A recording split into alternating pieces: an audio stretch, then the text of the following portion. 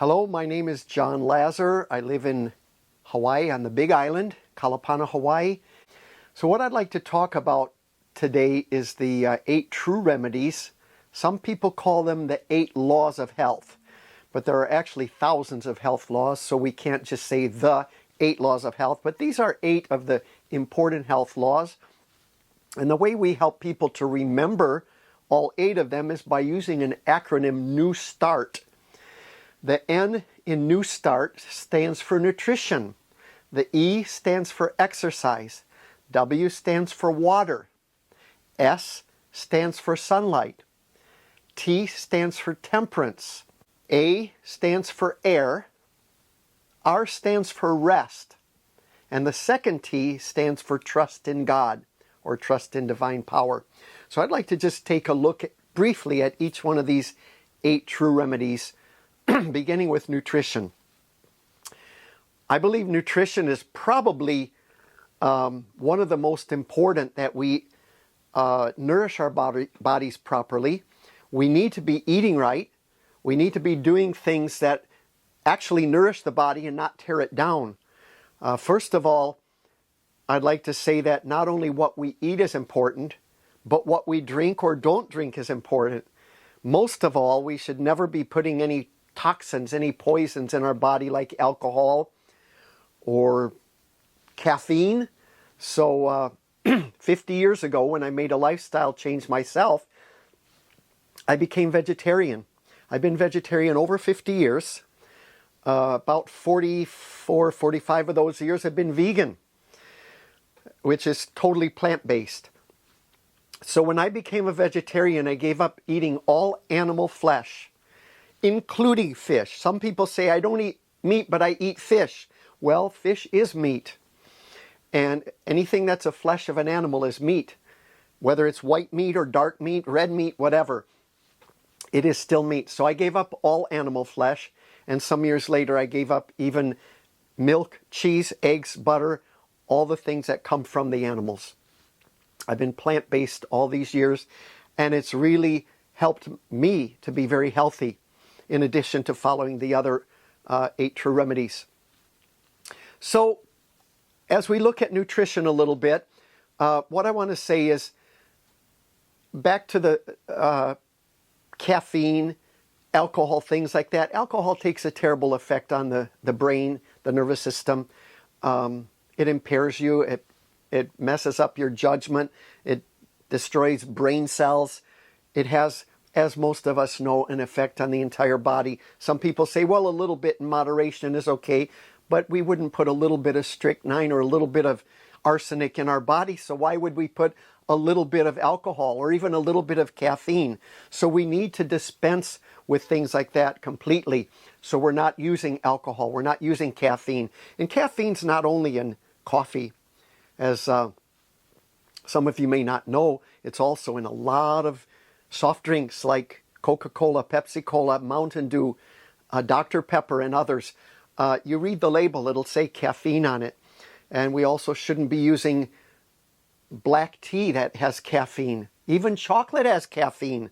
Some people say, no, it's only got theobromine, but it's got both. It's a small amount of caffeine, to be sure, but it is caffeine.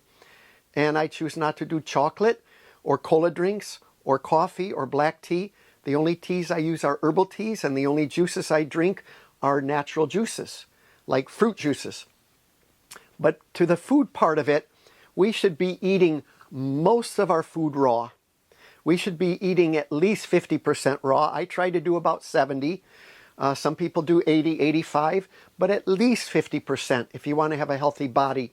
70-30 works well for me. 70% raw, 30% cooked. I don't weigh anything. I don't do anything that specific, but just try to do more than half, larger amount raw than cooked. So what I do personally is eat a large salad for my brunch. I only eat 2 meals a day and nothing between meals, not even a peanut. Some juice, okay. Some herbal tea, okay. Something liquid, but no solid food between meals. So I'll have my brunch as my largest meal because I want to work it off during the day. So I'll have a large salad. In my salad, I put not just lettuce and tomato. That to me is not a complete salad. I put about 8 veggies. The base for me is cabbage. Cabbage cruciferous, one of the best vegetables for your body. So I'll do, the base will be cabbage, then I'll have onion, garlic, celery, carrot, tomato, lettuce. If I have zucchini around or yellow squash, if I have bell pepper, I'll add any other veggies, but at least 7 or 8 of the main healthy vegetables. And we even have some spinach growing at my neighbor's place that they've got growing in abundance and tell me to help myself. So I pick some of that spinach. It's like an Okinawan spinach, and it's delicious. I cut that up in my salad as well. So there's many greens, many other things you can put in a salad, but a large salad like that. And I don't use any dressings that are prepared dressing you buy from the supermarket, because they all have vinegar. A lot of them have egg or dairy product or something in it. And I won't use distilled vinegar at all, which is not good for your body, not good for the stomach. And I won't use black pepper at all. I'll use cayenne pepper. I put cayenne in my salad, and I'll put some salt, which is like a sea salt or a Himalayan pink salt, Celtic salt. There's a few different kinds, but those are the healthy salts that have the minerals. So I'll do that with the cayenne, and also I'll put a little turmeric in it, which is excellent, good for the health. And I'll either make a dressing out of like raw cashews, blend it up with a little bit of salt, and you could put a little lemon with that. You don't even need the lemon, just the flavor of the raw cashews with salt made as a dressing is so delicious. Also,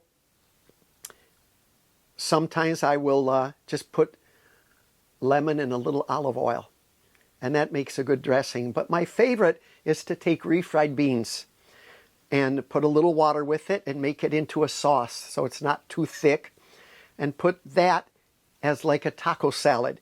And at times I'll crunch up some tortilla chips on the top, but that's not necessary.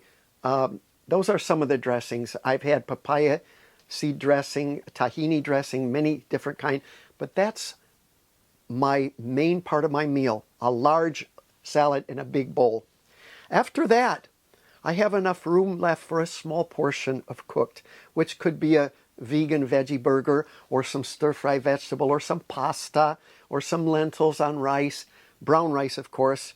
Don't use white rice. It's been polished. It's been chemically bleached. It's not good for you to eat white steamed rice.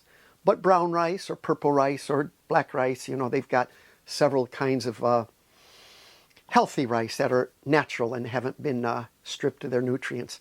So things like that will be my cooked portion, and maybe a slice of toast, something like that, a multigrain bread, toast. A simple meal like that has got plenty of everything you need. It's got plenty of protein and minerals, all the vitamins you need. So that is my first meal. I try to eat between 10 and 11 a.m. as my early meal, a brunch. Sometimes it's much later depending on my schedule, what happens, but that's my ideal. My second meal I try and eat between 4 and 5 p.m. Sometimes that gets later as well if I have a late brunch, but my ideal is a 10 a.m. brunch and 4 p.m. Supper meal. But however you can configure to work it out around your work schedule, 2 meals a day are the best for us. If you need a third meal, it should be light. We should have at least 5 hours between meals, and we should drink nothing with our meal. Not water, not milk, not anything, not juice, not during the meal. I try to drink water about 30 minutes before I know I'm going to have a meal, and then about 1 hour plus later after the meal. Let the food digest, and then drink again. But nothing during the meal, nothing within the 30-minute and 1 hour before and after. It's best for your digestion. Another good thing for digestion is to take a walk after that meal. Not a power walk, not an exercise workout, a light stroll. I usually walk 15 to 20 minutes after each meal in my neighborhood or wherever I happen to be, I'll find a place that I can walk and help with the digestion. And it really does help. It aids. So that's my first meal of the day. My second meal is what I call my fruit meal, which is, and I don't do fruit and vegetable at the same meal, primarily. Now, I will put some avocado in a salad. I know that's a fruit, and so is tomato. But those are considered a fruit that's not sweet, but savory. So those go well in a salad. Those go with the vegetable. But most of your fruits, your sweet fruits, I do at a separate meal. So my afternoon meal is fruit. Why? Because it digests more quickly. And I don't go to bed on a full stomach then, like I would if I had a salad and all that heavy food late at night. So I go ahead and have my fruit meal in the afternoon or evening, and it consists of usually 3 or 4 raw fruits. I might have an orange. I like citrus every day if I can. Orange or grapefruit or tangelo or tangerine, something like that. I'll have the citrus fruit. Then I might have mango. I might have papaya. I might have pear or apple. Depending where you live, if you can't get mangoes and papayas where you're at, do pears, peaches, plums, apple, whatever you can get. I try to do 3 or 4. I have a whole big plate. I have my fruit plate. And then I'll do about 4 dried fruits along with that. Occasionally I'll have a canned fruit, but it's not as good. It's better to have the raw. So I'll do the fresh raw fruits and then the dried raw fruits. I usually will have a couple of figs, dates, apricots, sometimes dried mango. Just depends. There are lots of dried fruits, and I will have all of that. Once I have that big plate finished, I have room for about 30% of cooked. And what I call my cooked for my afternoon meal will be something like granola or oatmeal or maybe a slice of toast or 2. And that takes up the smaller portion of the meal. The big portion is the fruit plate. And then the toast. And I don't eat plain toast. I'll toast some multigrain bread and I'll put a little bit of almond butter or peanut butter on it. And maybe with some honey or with some healthy jam. What I get, it's called Simply Fruit. It's got no added sugar, only fruit and fruit juices. And I'll put that on sometime. But that or honey. And if you're using honey, you want raw honey only. You don't want honey that's been filtered, extra filtered, and watered down or boiled. You don't want a heated honey. You want it raw. And if it's raw, it will thicken when it gets in cool weather, so it's spreadable. And that's the way I like to eat my honey. So I'll do that on the toast or the jam. That's basically my afternoon meal. And don't forget, after that meal, take a walk again. 15 minutes is good, 20 minutes is good. I have a place mapped out here where I do about 20 minutes, 15 to 20 after the meal, and I come back feeling good. You never want to lay down and go to sleep right after a meal. You just don't. If you need a nap, you do it after your walk. You walk a little bit, move a little bit in your house, and then do your nap, but not on a full stomach without some movement. So those are the things about nutrition, and I want to share something. And it deals with not only nutrition, but while it's on my mind, I want to share how this diet has helped me personally. Also exercise, fresh air, and all the others. But nutrition, I think, is one of the biggest things. Once I made the decision to change my lifestyle from 3 meals a day of meat to 2 meals a day of fruit and vegetables, I tried to get my siblings to make a change, and my parents, but they were not willing to. And I have people tell me, you're just lucky that you have good genes, that you're 70 years old and you still look like you're in your 50s, and you still got an energy of a 30-year-old and all these things. I say it's not genes. It's lifestyle choice. If I had been eating the way my siblings are, I would probably look like and feel like they do. I'm here to tell you that one of my younger brothers had a heart attack in his early 40s because of his lifestyle. Same genes. My sister had cancer in her early 40s. My eldest sister died of liver damage while she was 31 years old. That was not just food, but also alcohol and cigarettes, which took her life early. My mom had diabetes, hypertension, and obesity, and many, many other problems in our family. I'm the only one that made a lifestyle change 50 years ago. I'm the only one that has had 0 lifestyle diseases. No heart problem, no obesity, no cancers, none of these things. If you're living right, if you're eating right, if you're exercising, you're not going to experience these lifestyle diseases. So I just wanted to give my own experience of how that has changed my life, given me youthfulness. People even ask me, do you dye your hair? Is that natural at age 70? I do not dye my hair. This is all natural. I believe that that also is a result of the lifestyle change because my siblings have prematurely grayed and I'm the one who has not. So really how we live makes a difference. So I spend more time on nutrition because there's so much that people are misinformed about. They think, oh, I need animal flesh in order to get my protein. No, the animal gets the protein from grasses and other things. You know, people who eat animals usually are eating beef or chicken or something that these animals get their protein from the plants. So why not get it directly instead of secondhand? Eat the plants yourself. And there's a lot of protein even in broccoli and certainly in nuts and in legumes, and so many foods are filled with protein. So you do not need to eat animals. You eat a balanced, healthy, plant-based diet, you're going to get everything you need. So that's it for nutrition. I could say more, but that in a nutshell sums up the importance of eating properly and leaving off things that are not good for us. After the N for nutrition is E as exercise. Exercise is of vital importance. I like to get out and do a power walk every morning. I put weights on my hands. They're only a few pounds each, but that helps me keep my arms in shape. I do 3 miles a day, weather permitting. And if the weather's bad and I can't get out, if it's too much rain, if I can't go in the morning, I'll try and go in the evening.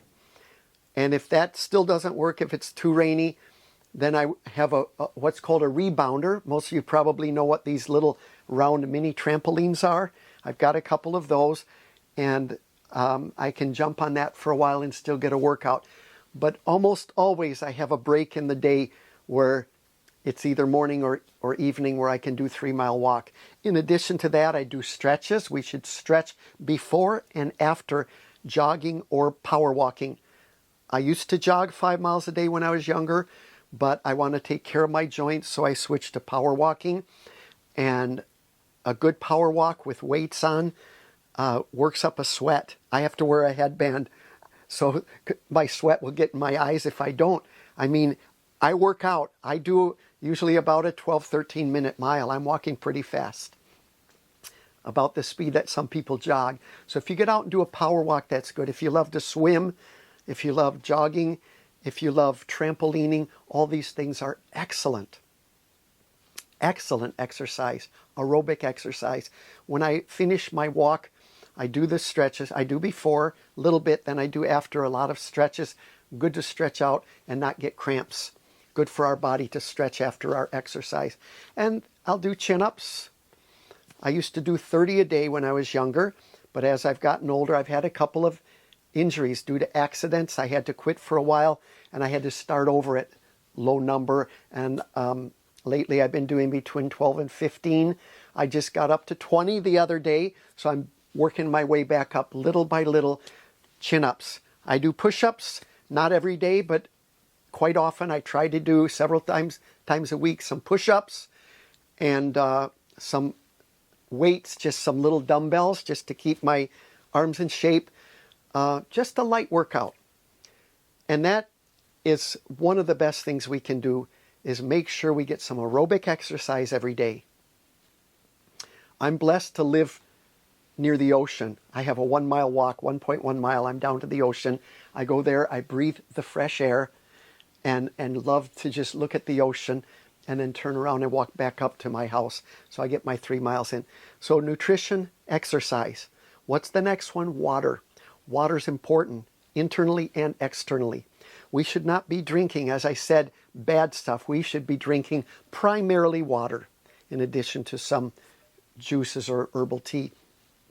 So I will try to drink 6 to 8 glasses of water a day, maybe 3 quarts, 3 liters of water in a day. If I'm outside working in the hot sun, I'll do a gallon in a day.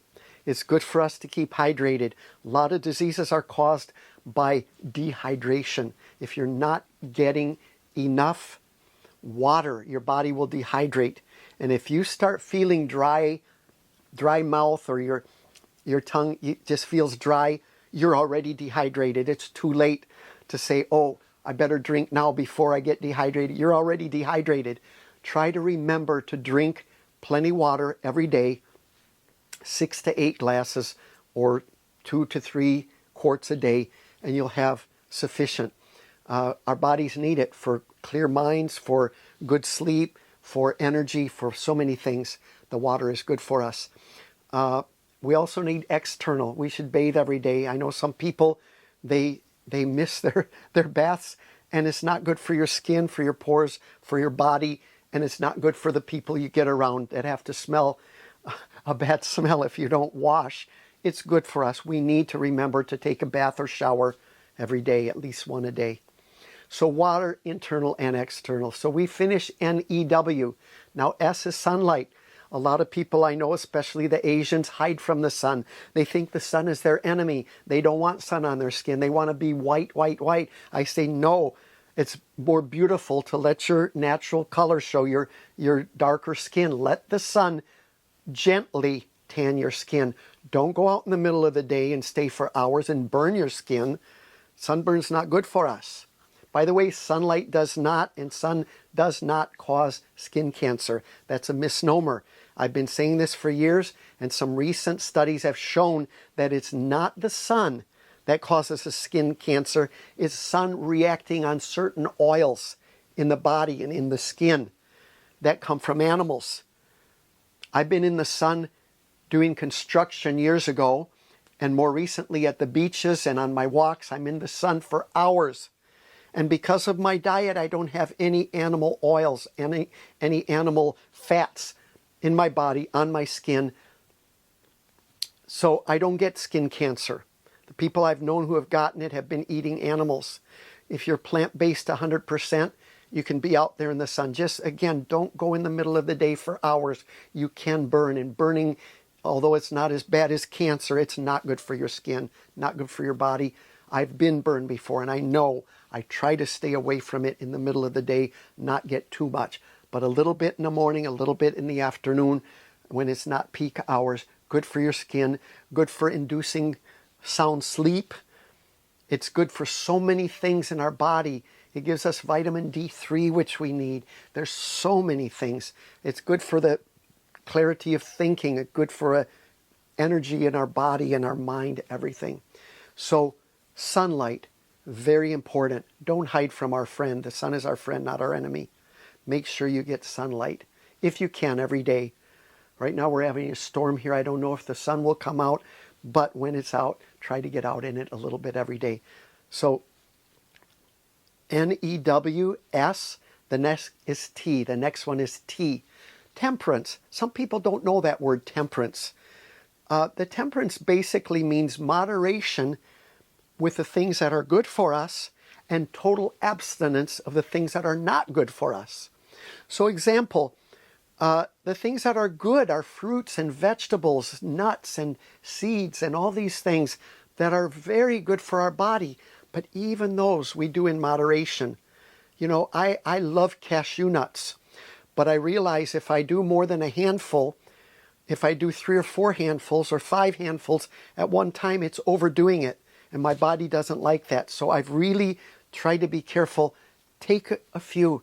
Take a handful. One of my health reformer friends says 10 almonds in one day for a healthy vegetarian is sufficient. And if you're not healthy and you're not vegetarian or vegan, then 10 is even too much for you. That's too much protein and heavy stuff in your body. So 10 a day, and probably the same with cashews or filberts or pecans or walnuts or any of the other nuts. Eat the nuts, but not too many. And that can go for just about any food. I knew somebody that loved dates so much that she said she just ate and ate and ate dates, and she got really sick. I said, wow, I love dates. I eat a couple every day, 2 or 3. And I said, how many did you eat? And she said, well, I got this packet from Costco, and I think it's 2 or 3 pounds. It's a big plastic container. She said, I sat down and ate the entire container of dates in one sitting. And I said, no wonder you got sick. That's just too much sugar in your body. Even though it's natural sugar, that is too much in one sitting. If you eat 2, 3, okay. Even 5 or 6, okay. But not a whole box of them. And the same with all the healthy foods. Don't overdo in anything. Eat them in moderation. But the other half is, if it's not good for you, if it's toxic to the body, 0. Some people tell me, oh, temperance just means all things in moderation. No, you don't do cocaine in moderation. You don't do arsenic in moderation. You don't do alcohol and caffeine in moderation. There are things that you say no, N-O, just say no, as an old saying used to be. So we say no to all the things that are toxic, that are poisonous to our system, including alcohol, tobacco, caffeine. And I'll add to that black pepper. It's an irritant to the stomach. We don't use it. Vinegar, I mentioned, distilled vinegar, white vinegar. These are not good for us. Even balsamic vinegar, not good for us.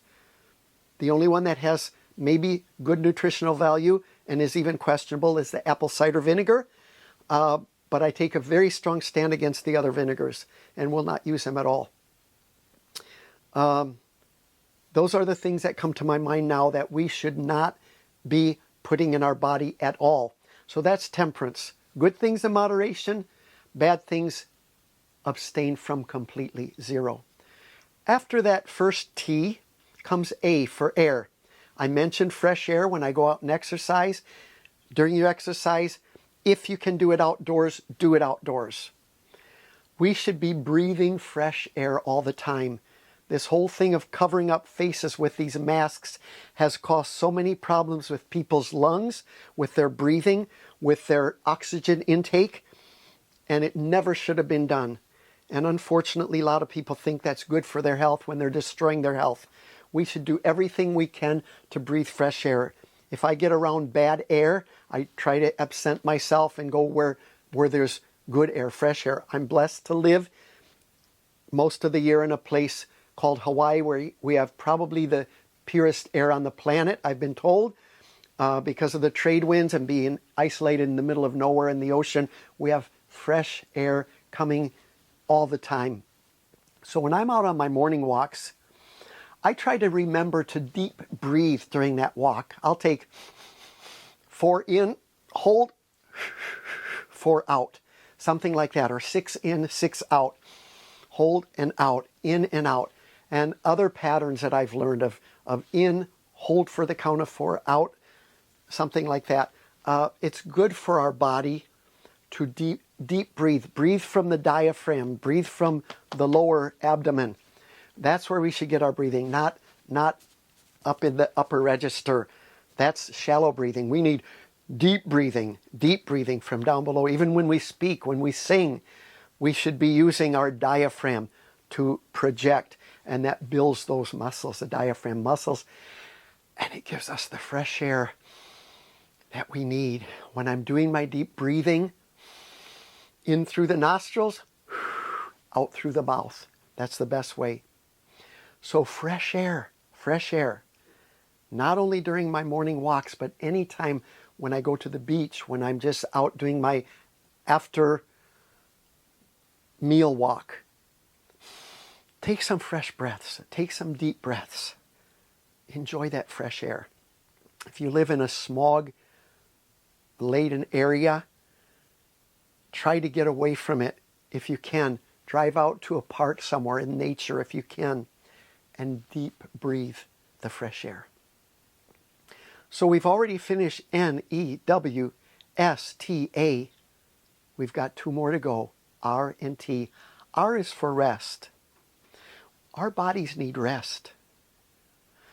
You know, a lot of people think it's a virtue to be busy 20 hours a day and live on 4 hours sleep and almost boast about how much I work. I'm a workaholic. That's nothing to boast about. Yes, we need to work. Yes, we should have a good work ethic, but we need to balance it with rest. Our bodies need rest. And that doesn't mean just sleeping at night. That means if our bodies need to take a break.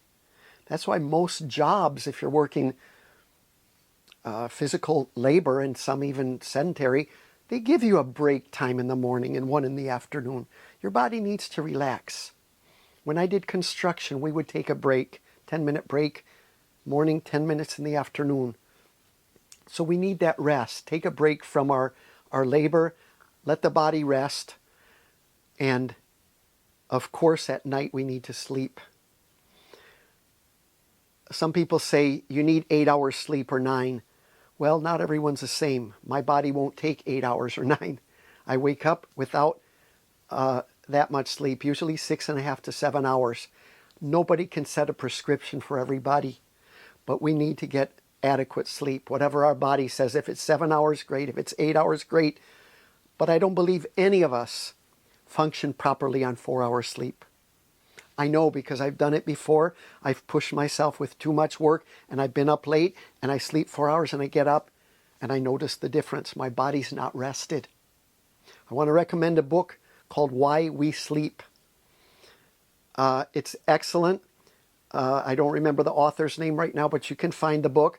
I want to just give a warning for those of you who believe in the biblical truth of creation, that his opening chapter deals with what he calls the evolution, what we call the theory of evolution, and I don't buy into that, the billions of years. But anyway, I overlooked that first chapter. After that, he's got so much about the benefits of sleep, what it does for our body, what happens to us if we don't sleep properly, and even not only premature aging, but premature death, as well as sexual function decreasing and our ability to think rationally decreasing, our judgment decreasing. All these things decrease if we are not sleeping enough at night.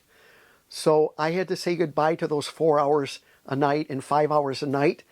I know I have a lot to do and I like to get everything done, but if it's not done, I just say there's tomorrow. There's tomorrow, and I'll put it on tomorrow's list and I'll get done what I can tomorrow. And if I don't get it done, then I still get some sleep and then tomorrow. So I try to get my 7 hours sleep, sometimes 6.5, but 7 hours. I feel the best. I feel rested. My mind is clear. I don't feel groggy. I don't feel like I'm dragging. And the same with you. Get enough sleep. Take breaks when you need it. Give your body a rest. I actually had a bad accident once because I didn't rest when my body told me to. I was cutting some pieces of masonite on a table saw, and I had been up most of the night. I was moving that day, and the moving truck was going to be delayed, and I thought, well, this is a good time. I have a couple hours to cut these pieces of masonite, and I was using a table saw, but my body said, you need to take a break. You're tired. You're fatigued. You know, I hadn't slept enough. And I felt that, but I was right down to the last strip that I had to cut up in pieces, and I thought, I'll be done here in 3 minutes, 5 minutes. I'm almost done. And I pushed myself. I didn't listen to my body as I should have. I pushed myself, and I literally passed out. Everything went black for a second. I passed out for a second, blacked out, and my hand just dropped right on that blade of the table saw. And these 2 fingers were nearly cut off. I mean, just about to the bone. So not quite that bad as cut off, but cut very badly. Could have been cut off. And I had to be rushed to a hospital. And I had to be sewn up. And I had to get a tendon wired back together. And this finger's never been the same. And I learned a lesson. I said, if my body says, take a break, I don't care if I'm sawing wood or if I'm mowing my lawn or whatever. I don't want to slip and have an accident because my body is to the point of passing out. Take a break when you need a break. And that's what I do now. So I won't have anything like that happen again. I get a break. I get sleep at night. But there's another rest that we can do. We should take one day every week and rest from our labors. In the Bible, it tells us that God made everything. And after 6 days of creation, he rested the seventh day, not because God needed bodily rest, but he set us an example to set aside one day, which he calls the Sabbath, Shabbat, rest. And that is the seventh day of the week. Not the first day, not the third day, not the fifth day, sixth day, the seventh day. That's a day we now call Saturday. That's the rest day that God's given us. Oh, I know most Christians go to church on Sunday and they have that as their rest day, and others do Friday or Wednesday, but the Bible says the seventh day is the Sabbath of the Lord your God. So I choose, along with millions of others, to rest on Shabbat, on the Sabbath day, on Saturday. We take 24 hours. That's when I skip my morning power walk. I don't need that for one day. I'll take an afternoon nature walk in a park or something. That's okay. But I don't do my heavy workout. I leave that aside for one day. I worship with friends at a church. I fellowship with friends. I have a time of giving literature and helping those in need. Rest from labor and do good and be blessed in ourselves and our spiritual blessing. So that's another kind of rest that I feel is very important. I know having a seventh day rest day has really helped my body to rejuvenate every week. So sleep at night, yes. Take breaks from our work every day, yes. I call them mini vacations. Take a little tiny break, but also Shabbat or the Sabbath rest. One day every week, and make it the day that God gave us. Said he blessed and sanctified that day, set it aside as holy, a holy day for us. So that's the seventh day Sabbath rest. So those things are important for rest. The final letter, which is the second T in New Start, stands for trust in God or trust in divine power. Some people ask, why is that one last? It should be first. Well, in a sense, it is first. It's number one, the most important, but I think it's at the bottom of the acronym NEWSTART because it's the foundation. Trust in God's a foundation. The others build upon that. So I believe that more important than any of the others is that we have a trust in a power outside of ourselves. Depending on your spiritual belief, some people say divine power, higher power. I believe that that higher power, that divine power, is the God who created this world, this universe, and everything in it. That's the God that I serve, that I live for. He's the God of the Bible, of the Old Testament and the New Testament. And I believe that he is the God that not only created this world, but also sustains this world and sustains each one of us. God gave us a law to follow. We call it the 10 Commandments. If we obey and live according to these 10 Commandments, with his help, through his strength and power, I believe that we will have not only an improved life, but an abundant life. He gives us a strength to live according to that law and to follow these 8 true remedies. I want to share just briefly my own personal testimony of how God changed my life. I could spend an hour talking about this. I've done that before, and I have it in a format where I've shared my detailed, in-depth testimony. But for now, I'll just take a couple of minutes and say that I was lost in a world of drugs, alcohol, and partying. And because As an adult at age 20, actually as I was 18, I wanted to turn my life around and quit all of that. I decided I'm done with drugs and I want to get my life together, get a job, and live a normal life. But I found that I was so involved in that lifestyle that I couldn't quit. I would stop the drugs and alcohol for a while and I'd go right back to it. I'd get with my old friends, the peer pressure, I would go right back to it. And this happened again and again and again for about a year and a half. And finally one day I realized that I need God in my life. I grew up believing in God, but I didn't have a relationship with Him for about the last 5 years. But I knew He was out there somewhere. I knew that there was a God that's real. And there came a point when I turned 20 years old that I knew that I needed to cry out to God for help because I wanted to get out of this drug, alcohol, party life, and I couldn't do it in my own strength. So one night after several failures, I fell on my knees, cried out to God for help. And when I got up off my knees, I was a new man. I almost couldn't believe the feeling that I had that this victory was now mine, that this old life was finished, that I'm not going to succeed and fail anymore. And I remember getting up and saying something like, "Praise the Lord, I'll never get high again."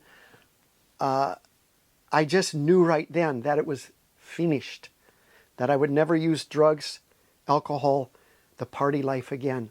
I knew it because this time it was God doing it in me and not me in my own strength, trying to conjure up the strength to do it. And I'm here to tell you that about 11 months ago, January the 26th of this year, 2023, I celebrated 50 years, 50 years clean and sober by God's grace. I knew on that day, January 26, 1973, I knew I would never use drugs again. I knew I would never drink alcohol again. And now almost 51 years later, by God's grace, not even a desire. And my life has been so rich and so full and so abundant, not having that old life. But you see, that's the God that I put my trust in, the God who changed my life. And then He's worked in my life all these years to bring about the changes that I've needed, to teach me biblical truth, to show me the health message of New Start and how to overcome all the bad habits and to live a life for Jesus and for God. A life that has fulfillment for me and a life that has abundance. So again, trust in God is the foundation. All these others have built upon this factor of trusting God. Once He gave me that victory 50 plus years ago, I knew that that's a God that I can trust. I knew that that's a God who will help me in all the different areas of my life. When I go through tough times, as we all do, God's there with me and He helps me through it. When we go through high times, the mountaintop experiences, God's with us there too, and I praise Him for those experiences. And just living for God and living the healthy life with New Start has made such a difference in my life. People say, "I wonder where you'd be today if you hadn't made that change." I said I'd either be dead or I'd be like some of my former friends who are strung out still on drugs 50 years later. And a lot of them have died already. Some of them are not dead, but they're just a mess of life. And they look like they're in their 80s or 90s when they're only 60 to 70 years old. And I'm telling you, living this life for God and living this health message, the New Start message, will work wonders in your life. It has for me, and it has for many others. And God wants us to have that kind of life. So again, I want to just go through the 8 letters: N, nutrition; E, exercise; W, water; S, sunlight; T, temperance; A, air; R, rest; and T, trust in God, trust in divine power. If we follow these things, God will give us abundant health, and He will give us abundant life. As I close this short message, I want to recommend to you a couple of books. My favorite book is the Bible. And we all have access, at least in America, to many, many copies of the Bible and many translations. But I recommend you to read the Bible. I read from the Bible every day, more than 50 years now. That has built and reinforced my trust in God day by day. And I challenge you to take time every day, regardless how busy your day is. Just get up 15 minutes earlier if you need to and spend some time reading God's Word. The Bible has changed people's lives. It changed my life. It's changed millions of lives around the world over all these centuries. And I also want to recommend to you another book called The Ministry of Healing by Ellen G. White. You can find that book online, Amazon, or wherever you do your book shopping. It's changed my life. It's where I found these 8 true remedies. They're worded a little differently, but it has all 8 of the true remedies, or true doctors, as some people call it. It's in that book, The Ministry of Healing. There are a couple other books I'd like to recommend by the same author, Ellen G. White. The Desire of Ages, about the life of Christ. The Great Controversy, about the conflict that's going on right now and has been since the beginning of time between good and evil, between Christ and Satan, the enemy. This is an excellent book, and there's a small, really small book that I recommend called Steps to Christ. If you already know Jesus Christ as your Savior, you can still benefit by this book. It gives you more in living the Christian life. Not just how to come to Christ, but confession, repentance, walking with Christ, discipleship, all these different aspects of living the Christian life. So I recommend these books to you. There are many, many others, but these are a few of the best that have changed my life. So again, my name is John Lazar. I live here on the big island of Hawaii, in Kalapana, Hawaii. And I just pray that God will bless you as you implement into your life these important things. God bless you, each and every one, and thanks for watching.